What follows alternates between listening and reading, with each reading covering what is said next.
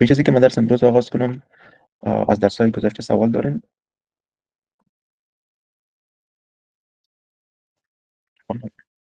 درسی که امروز شروع میکنیم یک درس ساده و دلچسب است و این یک معلومات کلی درباره از اینکه خود آیتی چی است، موارد استفادهش چی است، فعلا در کدام عرصه از استفاده میشه و کدام فرصت‌های کاری را برای ما مهیا میسازه.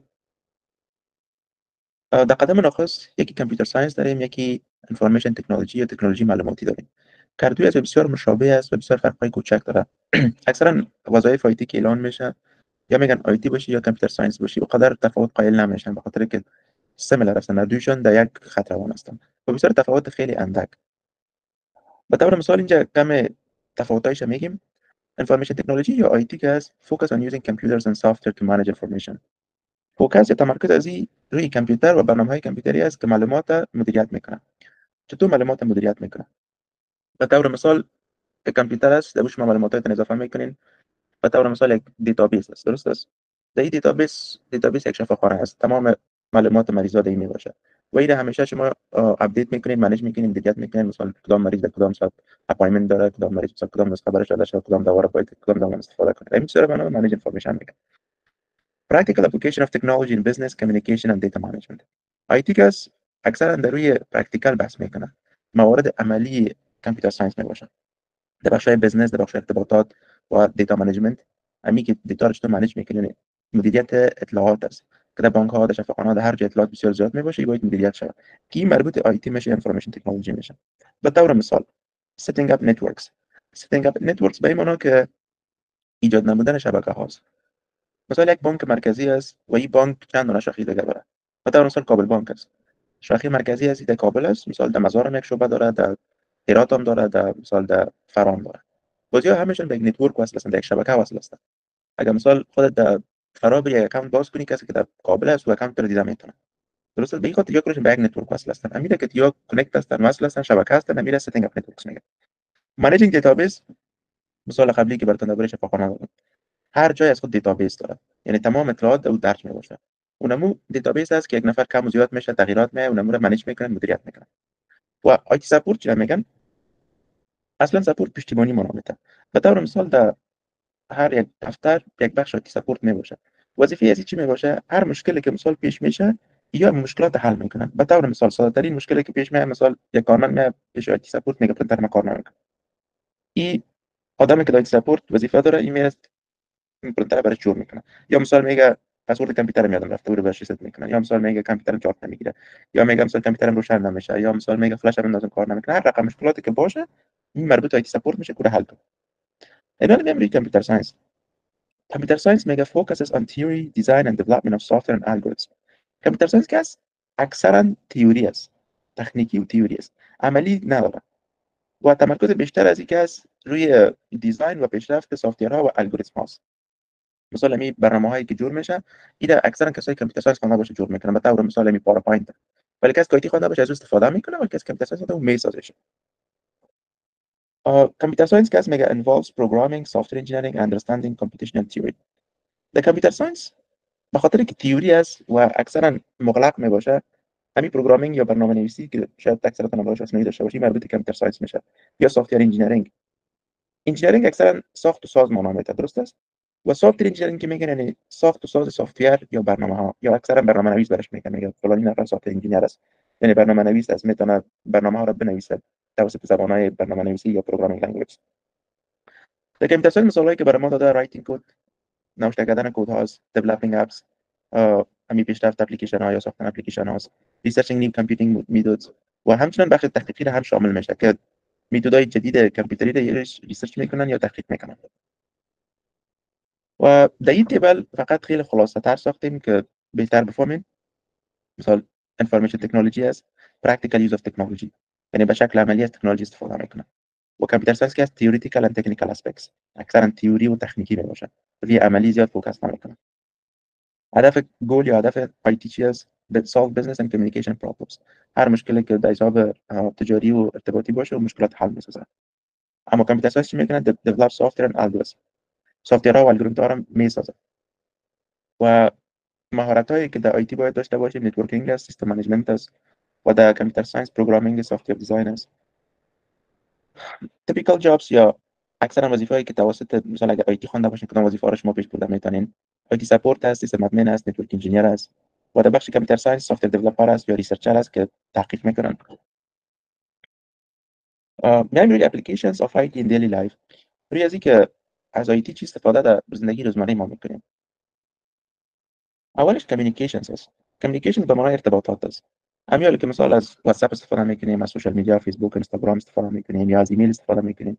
یا یک ویدیو کال به یک دوست، یک خویش، یک سوال خود که میکنیم. همین کمیونیکیشن ارتباطات میگه که زمین انفورمیشن تکنولوژی یا تکنولوژی معلوماتی ما شما استفاده میکنیم. بخش دیگهش بانکینگ است. بانکینگ یا بانک آنلاین بانکینگ است، موبایل پیمنتس است که فعلا میبینین که آنلاین بانکینگ چقدر در دنیا پیشرفت کرده. مثلا از طریق آنلاین هم پیمنت میکنین، هم پول روان میکنین، هم مثال از به دوستم از طریق آنلاین پیسه روان میکنی، ضرورت نیست که مثلا صرافی بری یا به استخدام کسب بدی که وقت برای سفر کردی پیسه رو بدی. از طریق موبایل تمام امی رد و بدل و داد و ستد پولی میشه که انجام شود. استفاده دیگه در بخش تعلیمی و تحصیلی است.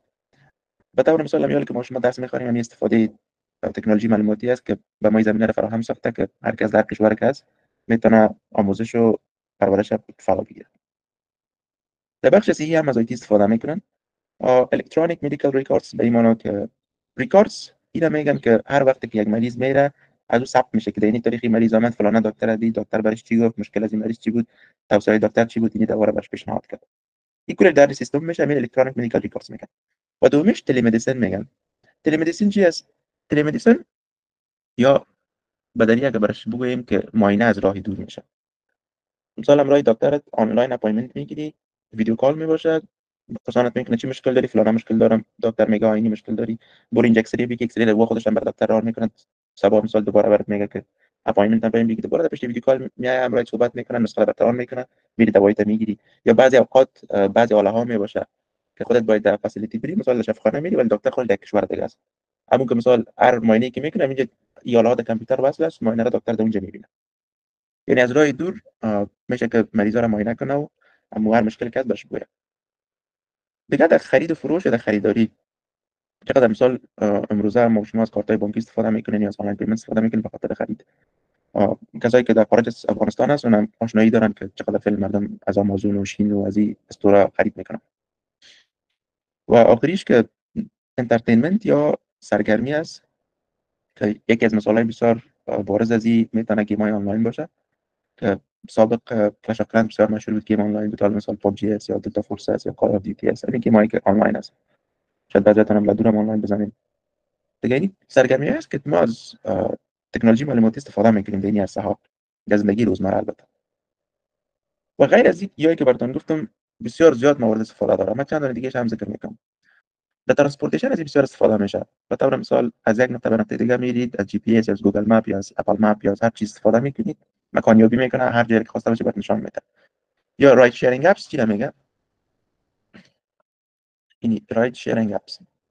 رایت شیرینگ اپس اپلیکیشن هایی است که من نمی‌دونم در افغانستان جور شده یا نشده ولی در دیگه کشورهای دنیا در هر کشور چند دانه میشه. مثال مشهورش اوبر است. رایت بوک میکنی، فلان جای میبرید، موتر میاد پیکاپت میکنه، دوباره اونجا میرسونید، پولتون آنلاین، هیچ وقت به او پیسه نمیدی. گورنمنت دیجیتال آیدی آنلاین سرویسز. در بخش دولتی هم از استفاده میشه. مثال اکثرا دیجیتال آیدی می داشته باشید که به جای اینکه مثال بر تگ دم تذکره میتن بگی تذکره است، یک دیجیتال آیدی تلفن روان میکنه مو آیدی است، اما برشان ثبت میباشه.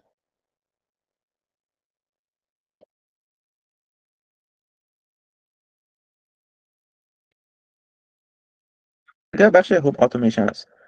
هوم اتوماسیون به چی معنا؟ مثال سمارت دیوایسز، سکیوریتی سیستمز. اکثرا از اینترنت به خاطر امنیت خانه خود استفاده میکنن.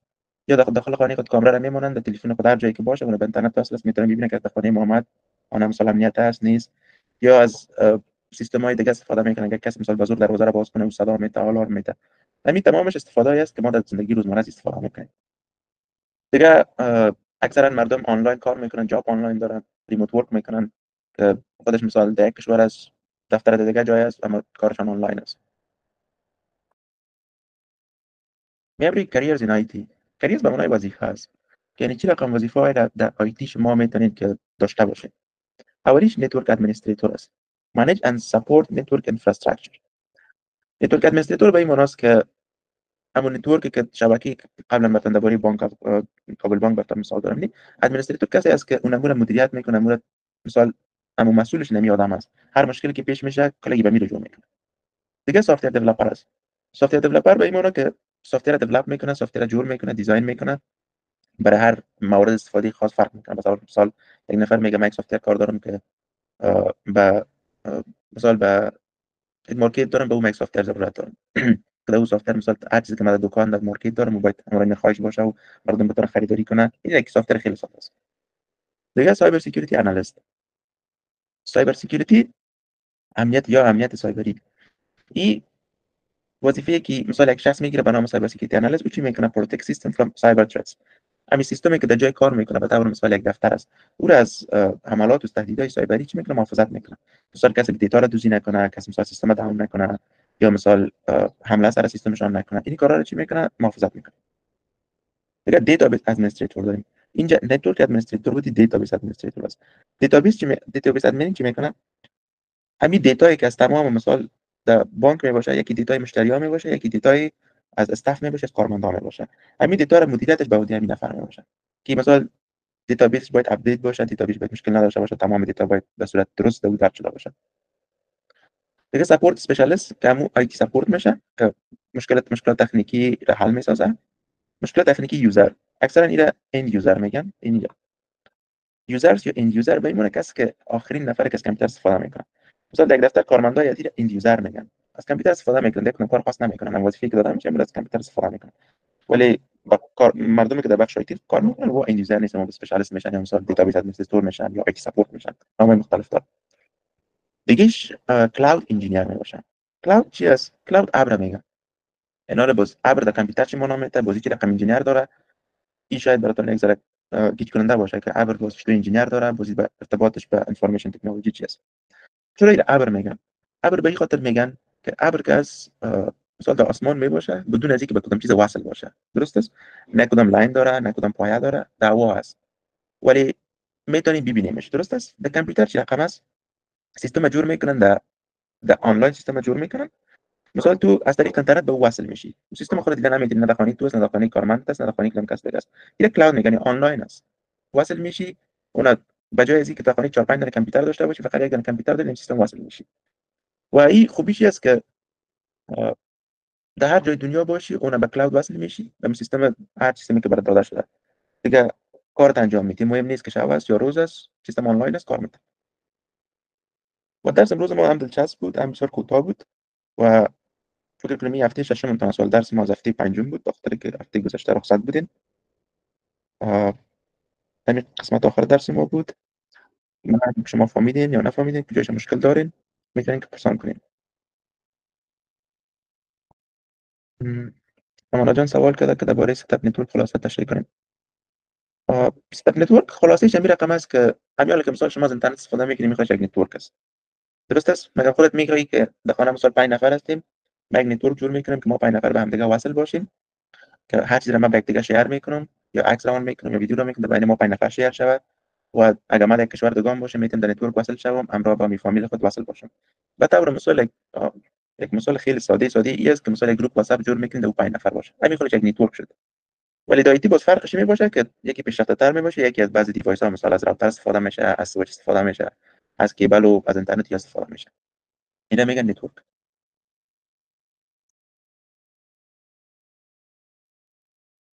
سوال دیگه دارید؟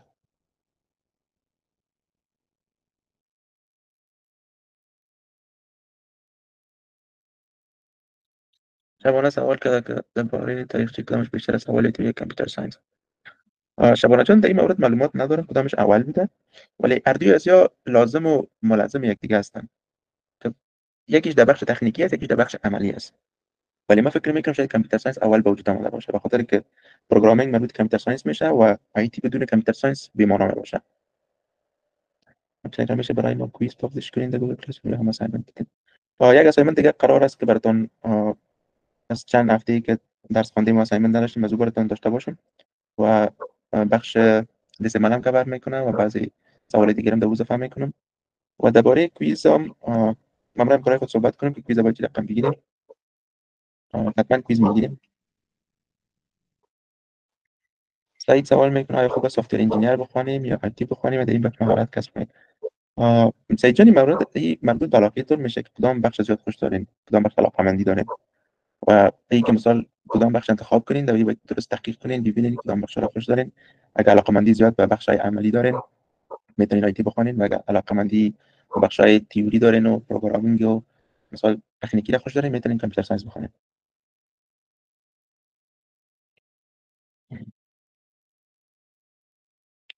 شبانه جان سوال کرد که الگوریتم چیست.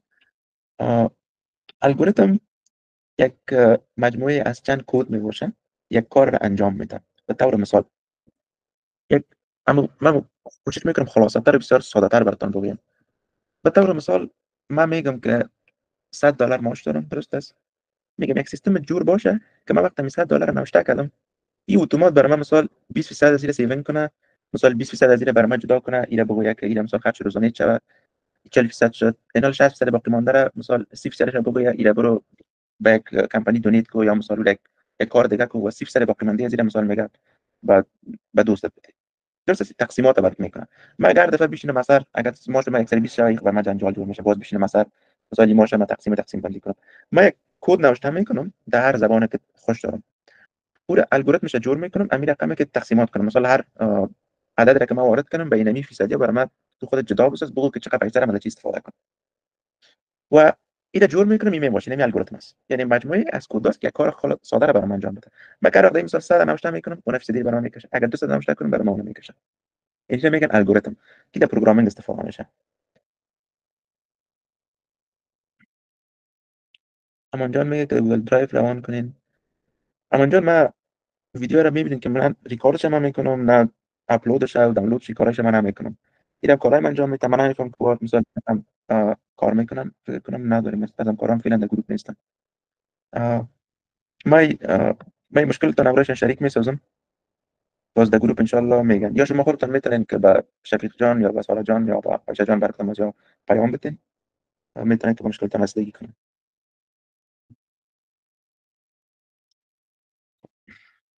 سوال دیگه ندارین؟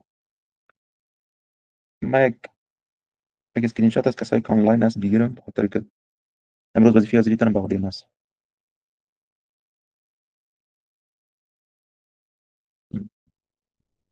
فعلا اگه سوال ندارین میتونین جلسه را لیف کنین و اگر سوال دارین میتونین باشین.